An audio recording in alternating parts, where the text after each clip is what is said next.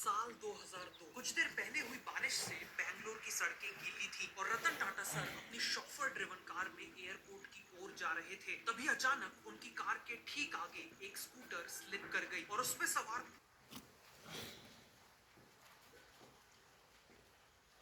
साल 2002 कुछ देर पहले हुई बारिश से बैंगलोर की सड़कें गीली थी और रतन टाटा सर अपनी शॉफर ड्रिवन कार में एयरपोर्ट की ओर जा रहे थे। तभी अचानक उनकी कार के ठीक आगे एक स्कूटर स्लिप कर गई और उसमें सवार पूरी फैमिली रोड पे फेंका गई। ड्राइवर ने जोर से ब्रेक मारा और कार टाइम पे रुक गई, लेकिन केवल एक सेकंड, अगर केवल एक और सेकंड की देरी हो जाती तो रतन टाटा सर की कार पूरी फैमिली को क्रश कर सकती थी। उस दिन उन्हें रियलाइज हुआ कि इंडियन रोड्स पे हर दिन करोड़ों लोग इसी तरह से टू व्हीलर्स में ट्रैवल करते हैं और इसी तरह अपनी जान को जोखिम में डालते हैं। इसीलिए उन्होंने ठान लिया कि वो इन फैमिलीज के लिए कुछ करेंगे। रतन टाटा सर क्वालिफिकेशन से एक आर्किटेक्ट थे, मतलब वो स्केचेस बनाने में माहिर थे। इसीलिए वो अपने आइडियाज को स्केच करने लगे। सबसे पहले उन्होंने बनाई एक स्कूटर जिसमें पीछे दो पहिए लगे हुए थे, फिर एक स्कूटर जिसमें प्रोटेक्टिव केज लगा हुआ था और फिर बनाई बिना किसी डोर, बिना किसी विंडोज वाली एक फोर व्हीलर बगी। बट फाइनली उन्होंने डिसाइड किया कि वो एक प्रॉपर कार ही बनाएंगे, एक ऐसी स्मॉल साइज कार जो भारतीय आम आदमी को सेफ, अफोर्डेबल और ऑल वेदर ट्रांसपोर्टेशन प्रोवाइड कर सकेगी। हिस्टोरिकली भी ऐसी छोटी और अफोर्डेबल कार्स काफी सक्सेसफुल रही थी। जैसे जब वर्ल्ड वॉर 2 के बाद जर्मनी में गरीबी थी, तब वहां अफोर्डेबल फोक्सवैगन बीटल करोड़ों जर्मन्स की पहली कार बनी। यही काम 1950s में इटली में फिएट 500 ने किया और ब्रिटेन में ओरिजिनल मिनी ने। इसीलिए 2002 में टाटा मोटर्स ने पुणे में एक छोटी सी टीम असेंबल की और इस प्रोजेक्ट पे काम शुरू कर दिया। इसी दौरान रतन टाटा सर ने एक मीडिया इंटरेक्शन के दौरान बताया कि टाटा मोटर्स एक अफोर्डेबल कार बनाने पे काम कर रही है, जिसका प्राइस अराउंड 1 लाख रुपीस होगा। केवल 1 लाख रुपए में कार का मालिक बन जाना लोगों के लिए अनइमेजिनेबल था। इसीलिए इस खबर की चर्चा केवल इंडिया ही नहीं बल्कि पूरी दुनिया में होने लगी। रतन टाटा सर ने तो ये नंबर कैजुअली केवल एक एस्टिमेट के तौर पे कह दिया था। उन्होंने तो इवन इस खबर को करेक्ट करवाने का भी सोचा, लेकिन फिर उन्होंने इसी 1 लाख रुपए के प्राइस पॉइंट को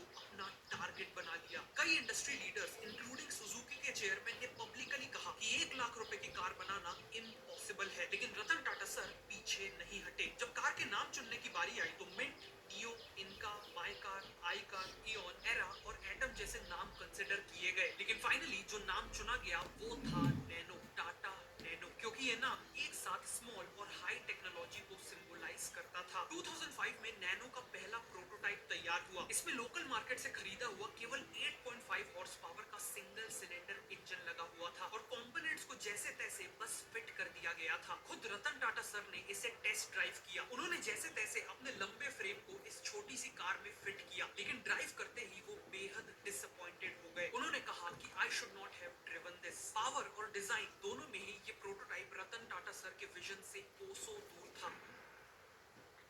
लेकिन टीम ने फीडबैक को पॉजिटिवली लिया और काम पे लग गए। इससे पहले सभी कार्स में 4 या 6 सिलेंडर्स वाला इंजन लगा होता था। 2 सिलेंडर इंजन जनरली केवल टू व्हीलर्स या ऑटो रिक्शास में होता था, लेकिन टाटा मोटर्स ऑटोमोबाइल हिस्ट्री की पहली कंपनी बन गई जिसने एक कार के लिए सक्सेसफुली 624 सीसी का 2 सिलेंडर इंजन बना डाला। केवल नैनो का ये इंजन और ट्रांसमिशन सिस्टम इतना इनोवेटिव था कि इसने 34 नए पेटेंट्स जनरेट किए। कई स्केचेस के बाद जब नैनो का एक डिजाइन फाइनल होने ही वाला था, तब रतन टाटा सर को कार का फेस काफी फ्लैट लगा, जैसे किसी ने सामने से उसे स्लाइस कर दिया हो। उन्होंने डायरेक्शन दिया फेस को केवल 50 मिलीमीटर से एक्सटेंड करने का और इसी एक्स्ट्रा 50 मिलीमीटर से नैनो को उसका यूनिक लुक मिला। ऑल्सो जनरली कार्स में इंजन आगे की ओर लगाया जाता है, जिस कारण पीछे के पहियों तक पावर पहुंचाने के लिए एक लंबे ड्राइव शाफ्ट की जरूरत पड़ती है, लेकिन टाटा मोटर्स ने नैनो में इंजन को पीछे लगा दिया, जिससे लंबे ड्राइव शाफ्ट की नीड खत्म हुई और काफी कॉस्टिंग बच गई। इंजन पीछे होने से कार की केबिन स्पेस भी बढ़ गई। इनफैक्ट नैनो की केबिन स्पेस मारुति 800 से 21% ज्यादा थी। फाइनली एक टिपिकल कार की बॉडी में 2 लेयर्स होती हैं। पहली शैशीज, जो बिल्कुल ह्यूमन स्केलेटन की तरह कार को स्ट्रक्चर देती है, और उसके ऊपर आउटर पैनल्स जो कार को अच्छा दिखाते हैं। लेकिन टाटा मोटर्स ने मोटरसाइकिल्स की बॉडी को स्टडी किया, जिसमें एक ही लेयर शासीज और आउटर पैनल्स का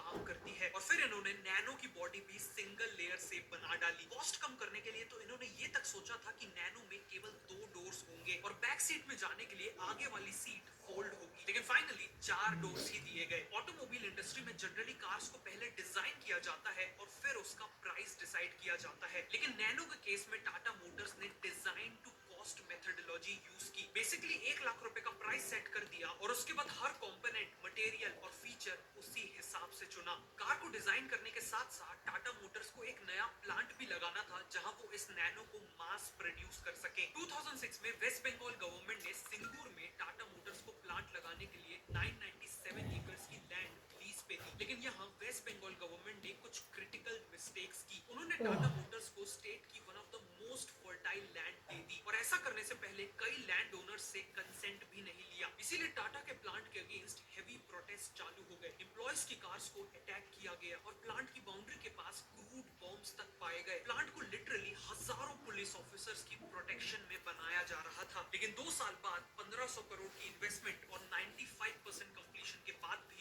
इस प्लांट में केवल 5 नैनो ही बन पाई। इसीलिए हताश होकर रतन टाटा सर ने अनाउंस कर दिया कि वो वेस्ट बंगाल छोड़कर जा रहे हैं और इसी अनाउंसमेंट के बाद उन्हें गुजरात के सीएम नरेंद्र मोदी एसएमएस आया और वो वर्ड था सुस्वागतम यानी वेलकम, जिसके बाद टाटा मोटर्स ने फॉर्मली गुजरात के सानंद में प्लांट लगाने का डिसीजन लिया। दूसरी ओर पुणे में 4 साल की कड़ी मेहनत के बाद टाटा नैनो पूरी दुनिया के सामने आने के लिए रेडी थी। जनवरी 2008 में दिल्ली में 9th ऑटो एक्सपो था, यानी इंडिया का लार्जेस्ट ऑटोमोबाइल एग्जीबिशन। नैनो को भी इसी इवेंट में अनवील किया जाने वाला था। इवेंट के लिए 7 शो कार्स को कंप्लीट सीक्रेसी में हैंड बिल्ड किया गया। इन्हें पुणे से 3 कवर्ड ट्रेलर्स में दिल्ली ट्रांसपोर्ट किया गया और हर ट्रेलर में शॉटगन के साथ गार्ड्स तैनात थे। उस दिन खुद रतन टाटा सर ने एक व्हाइट नैनो को ऑन स्टेज ड्राइव किया। उनका सर ऑलमोस्ट रूफ को छू रहा था। जिस नैनो कार को पूरी ऑटोमोबाइल इंडस्ट्री ने इम्पॉसिबल कहा था, आज वो दुनिया के सामने थी। नैनो को देखते ही पूरा क्राउड अपलॉड करने लगा, चीयर करने लगा। लेकिन सालों पहले जब 1 लाख रुपए का प्राइस अनाउंस किया गया था, तब से अब तक कार में लगने वाले कंपोनेंट्स जैसे रबर, स्टील और ग्लास के प्राइसेस बढ़ चुके थे। इसीलिए लोगों को लगा कि नैनो का प्राइस अब 1.2 या 1.5 लाख होगा। लेकिन फिर रतन टाटा सर ने माइक लिया और अनाउंस कर दिया कि नैनो का डीलर प्राइस अभी भी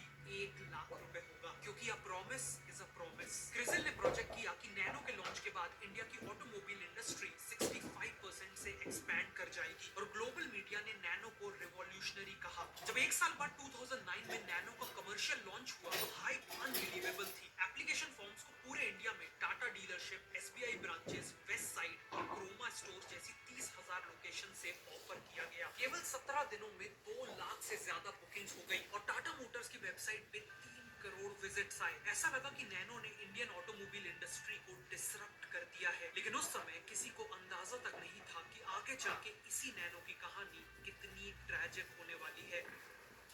नैनो के टारगेट कस्टमर्स थे मिडिल क्लास लोग यानी इंडियन मासेस, लेकिन शुरुआत में नैनो इन तक पहुंच ही नहीं पाई, क्योंकि टियर 2 और टियर 3 सिटीज जहां नैनो के रियल कस्टमर्स थे, वहां टाटा मोटर्स ने अपना डीलर नेटवर्क ही नहीं बनाया। उल्टा नैनो को भी बड़े शहरों के प्रीमियम शोरूम्स के थ्रू बेचा, ऐसे शोरूम्स जहां नैनो और टाटा सफारी एक साथ खड़ी थी। लेकिन शायद वो ये बात भूल गए कि जिस इंसान ने अभी तक अपनी पूरी लाइफ में केवल 2 व्हीलर्स चलाई है, वो कस्टमर इन पॉलिश्ड शोरूम्स में घुसने में भी इंटिमिडेटेड और अनकंफर्टेबल फील करता था। लेकिन डिस्ट्रीब्यूशन से भी बड़ी प्रॉब्लम फाइनेंसिंग की थी। कई कस्टमर्स ने सोचा कि वो बैंक से लोन लेके नैनो को फाइनेंस करवा लेंगे, लेकिन क्योंकि नैनो के कस्टमर्स की इनकम लो थी और यूजुअली इनकी कोई क्रेडिट हिस्ट्री भी नहीं थी, तो बैंक्स ने इन्हें लोन देने से भी मना कर दिया। लेकिन जब नैनो की सेल स्टार्ट हुई तो टाटा मोटर्स ने कस्टमर्स से फुल एडवांस पेमेंट मांगी और कार मिलने वाली थी पूरे 1 साल बाद, क्योंकि सिंपल प्लांट शिफ्ट करने से प्रोडक्शन काफी डिलेड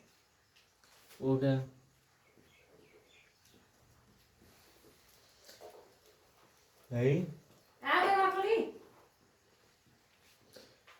जो पीले चावल बनाई शुरू सीधी वाला है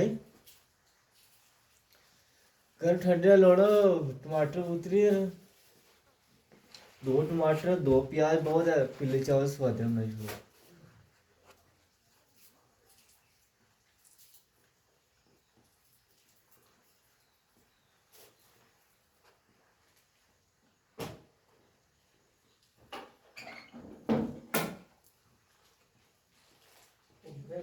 ਸਾਰੀ ਲੜਾਈ ਬਸ ਇਤਮਾਦ ਕਰ ਦੂੰ